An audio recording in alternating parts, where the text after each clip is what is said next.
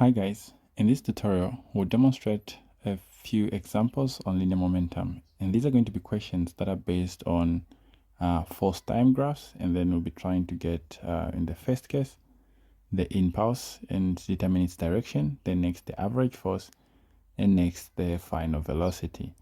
Now the key thing that you have to understand here is first and foremost, we have already seen that impulse is defined as the change in momentum.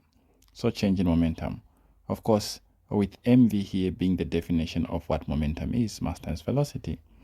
Now the thing is, we also want to remember that impulse is equals to just the product of the force times time. The only other thing that you'd have to remember here is a case to do with force time graphs. It turns out that if you have a force time graph, like the cases that we're going to be looking at, so if what you have in the vertical axis is force and what you have in the horizontal axis is time, then for whatever graph that you've been given, if you wanted to find the impulse, then all you'd have to do is determine the area under the graph. So the impulse for a velocity time graph is just the area under the graph. So this is what will give you what the impulse is. So this is what the impulse is. Now here's the thing. If let's say the graph is something that is above the horizontal axis, above the time axis, like the way this one is, now what this would imply is that your impulse is going to obviously be positive, and positive impulse will imply that the impulse is directed to the right. But on the other hand, if let's say the impulse that you calculate or the area that you work out turns out to be negative, like in a case for a graph like this, now here the area under the graph would have to be below the time axis, which is somewhere here. So when you calculate this, obviously it's going to come out as negative. If your impulse turns out to be negative, then in this case it implies that the impulse is directed to the left. Now this is how you get the impulse for a force time graph. To get the overall impulse, of course, for such for this case, what you have to do is get the vector sum of the first impulse plus the second one. But because the second one here is seen to be going to the left, you can just you'll end up with just the difference, because this will be negative. Okay, now let's look at a few examples based on these questions that we have here. Look at the first one. The diagrams below are graphs of force in kilonewtons versus time in milliseconds for the motion of a 5 kg block moving to the right at 4 meters per second. So this is the initial velocity for all the cases. What is the magnitude and direction of the impulse acting on the block in each case? So that is part A. We want what is happening in each case. So consider case 1 here. We are looking for the impulse and its magnitude and direction. So all we have to do is get the area under the graph. Well, where is our graph? So in this case, area under the graph will be this area here. So to calculate the impulse in that region, all we have to do is consider the area of that shape. Then how do we get the area of that shape? Well, there are two ways. You can split this into a triangle and a rectangle, or you can treat this as a trapezium and get the areas of the respective shapes. So if I'm getting the area of a trapezium, then this is just going to be half a plus b multiplying h. So my a is going to be the distance from here to here, the value there, which is basically just from 0 to 2. So that is going to be 2. So I have half, and then I have 2 here, plus what else? My b is going to be from 4 to 0 there, so that is basically just 4. And notice that my a and my b are both values in terms of force there. So they are all going to be in kilonewtons, since they are basically all coming from the force scale. So they can easily add up. But my h, on the other hand, is coming from the time scale. My h is going to be the distance between the two parallel lines, so from here to there. And to get what this is, it's from 2 milliseconds to 5 milliseconds. So this is basically just 3 milliseconds. Okay, so when I simplify this expression, what I'm looking at here is half, then multiplying, this is going to be 6 kilonewtons. So this is basically 6 by 10 to the power minus 3 for the kilonewtons.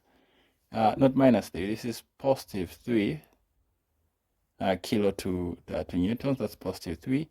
And then multiplying the 3 milliseconds, which is 3, now by 10 to the power minus 3 for the milli to the seconds. Now, of course, the 10 to the power positive 3 and 10 to the power minus 3 will oppose each other. So I'm looking at here is half of 6, which is 3, then 3 by 3, which gives me 9. So this part comes to give us 9 Newton second. So this becomes what the area there is. And again, remember, we're saying that the area under the graph is what gives us the impulse. So this becomes the impulse in that case. So the impulse here being equal to the area under the graph,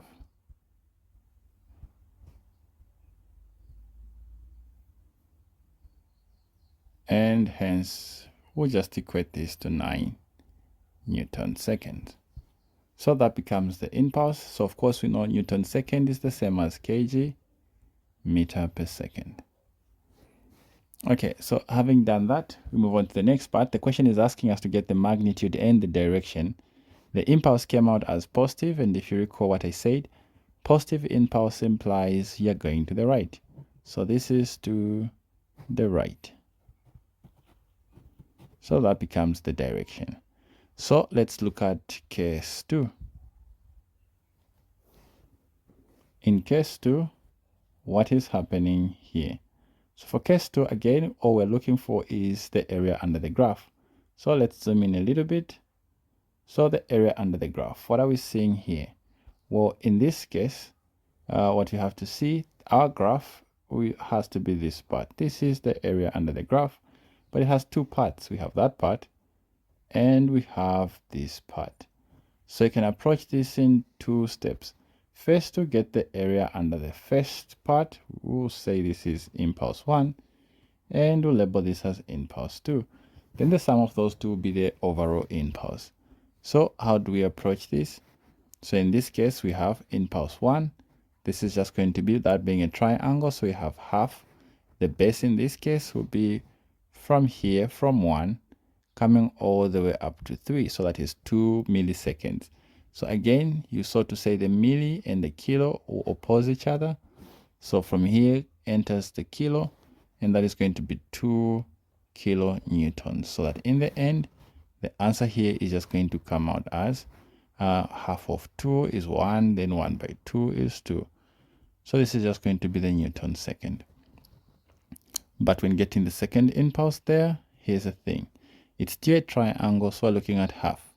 But multiplying what? The base now is starting from 3, and we're going all the way up to that point, which is 7. So 3 from 7 gives us 4. 4 milliseconds. So again, the milli and the kilo oppose each other, so I can just skip them, knowing that the answer will come out in Newton seconds. And the vertical part here, observe this, we're starting from 0, we're going downwards, we're ending up at -4, so this is -4. So that in the end, this comes out as that's going to be -8 kilonewtons. So in the end, when you're calculating the overall impulse here, which is I, just the sum of I1 and 2, but I1 is positive, I2 is minus. So in the end, we have, I wrote kilonewtons there, that's not kilonewtons. This is going to be Newton seconds. So when you add those two, this is going to be -6 Newton seconds. So this becomes the impulse in this case. Well, this is just the magnitude, but because we found an impulse that is negative, what does this imply?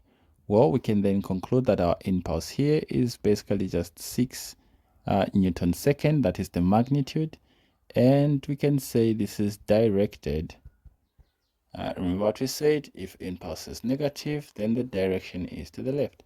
So directed to the left. So this is now presented as magnitude and direction. So that is case 2, and we move on to case 3. So it's the same concept for this case as well. So what is happening there, we now have two shapes.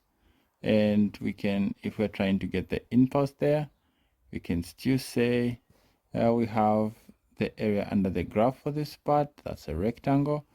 And for this part, we have a triangle. So at the overall impulse, I is going to be for the rectangle. We're seeing that is from 1 to 3, so that is 2. And then the vertical part, that's from 0 to 2, so that is positive 2. And then, of course, to this, we have to add for the triangle down, which is half, multiplying the basis from 3 to 5, so that is 2. Then multiplying the height is from 0 to -4. I have -4 there. So that in the end, this is 4, this becomes minus, and this becomes -4. But this one ends up giving us 0 as our impulse. So for the third case, we're seeing that the impulse here comes out as 0. No need for direction here, since basically our impulse is 0. So we can move on to case 4, the final case. So what is happening in case 4? It's the same concept, area under the graph. So here, of course, the area under the graph, that's a triangle. So we're looking at half. And then the base there is from 1 all the way up to 5. So that is 4. And the vertical height, the maximum height here is going to be from 0 up to 4. So that is going to basically just be 4. And this is half of 4, which is 2 by 4, giving us 8. And this is 8 Newton second positive, implying that we are going to the right. So we'll get this as the solution for case 4. So we have this as our impulse, then direction, this is to the right. So this is the first part of this question. What is the second part saying? What is the magnitude and direction of the average force acting on the block in each case? So here we'll just do for the first few cases, and you guys should be able to work out the rest here. So let's say B. Well, to answer this part, all you need to remember is that the definition of impulse, among them, we defined impulse as force times time. Here, this is the average force. So we can then calculate the average force as just the impulse in that case divided by the duration in that case. So this is the formula that we'll be using. Now, from each case, we calculated what the impulse was. So then go back to the diagram and determine what the total time there was. Just remember, the horizontal axis for time is given in milliseconds. So how do we calculate the force in each case? Let's consider case 1. In case 1, what did we have? Well, in case 1, we did calculate the impulse there, and we found the impulse as 9 Newton second. So this was the impulse in case 1. So for case 1, to find the average force, we already have the impulse as 9 Newton second. Now I have to divide this by the time. And again, observe, we need the time in seconds. So how are we going to get the time here? So quickly go back to the diagram. For how long did you actually observe this?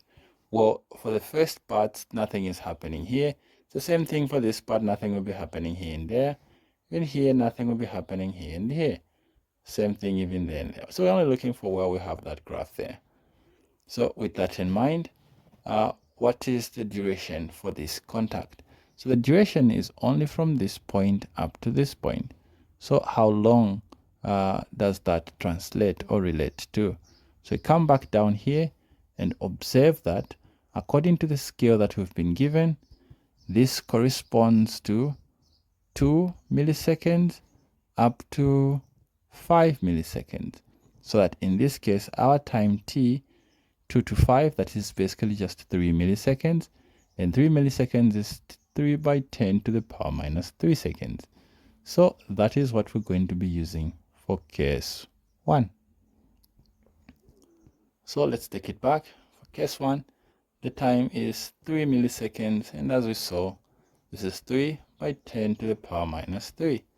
And if we do the math here, the force here comes out as positive 3,000 newtons or 3 kilonewtons. Then what else? How about case 2? In case 2, what is happening? Again, it's still force is equals to impulse divided by time. But what was the impulse in case 2? In case 2, the impulse was -6. So the force there is -6. So we'll substitute -6 here. But what was the time? The time for case 2, how long was the contact? We'll come back to our graph. First contact was made here. So let's zoom in a little bit so that you guys can see what is happening. So first contact was made at 1 millisecond, and this lasted all the way up to 7 milliseconds. So in other words, the time of contact here is from 1 millisecond to 7 milliseconds. So this is basically just 6 milliseconds. Again, 6 milliseconds, that is just 6 by 10 to the power minus 3 seconds. So what does that imply? Let's zoom out a little. So when we go back to our calculations, so we have 6 by 10 to the power minus 3. So when we divide, our force here comes out as minus 1,000 newtons. Of course, we can also say positive 1,000 newtons, but just specify to the left. Or we can even say positive 1 kilonewton to the left. So this is the force for case 2. Case 3, of course, case 3 because the force was 0, regardless of what the time is. So case 3, regardless of what the time is, because the force, the impulse there was 0, it implies that the force for case 3, which is impulse over time, regardless of what the time is, the force will be 0 because the impulse is 0. You can try out case 4 and see if you can find the force there. Let me know what you find in the comment section. Let's quickly look at the last part for this question. What is the magnitude and direction of the final velocity of the block in each case? So remember, the question did say that the block started from rest, and the question also told us the mass of the block was 5 kg. So mass is 5 kg.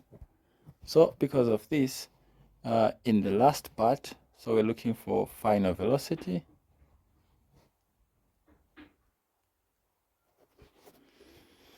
In each case, so you see, to find final velocity, let's look at case 1. Firstly, the formula that we're going to use for final velocities are the equations of motion. So since we're given the initial velocity, we'll use that. Since we know the force and the time, we can easily calculate the acceleration using the mass and the force. Once we have the acceleration, then use that equation to find the final velocity. Look at case 1, for example. In case 1, we want to use v is equals to u plus at, and the object starts from 4 with a velocity of 4 meters per second. So we have 4 plus at.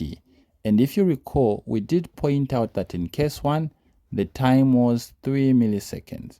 So that was the time in case 1. Again, if you have forgotten, you can quickly just go back to the diagram for case 1. It is from 2 to 5 milliseconds, so the time there is just 3 milliseconds. So we'll use 3 milliseconds there.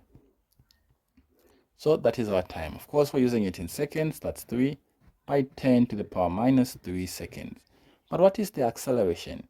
In case 3, remember we have just calculated the force, meaning from Newton's second law, we can have acceleration is equals to force over mass.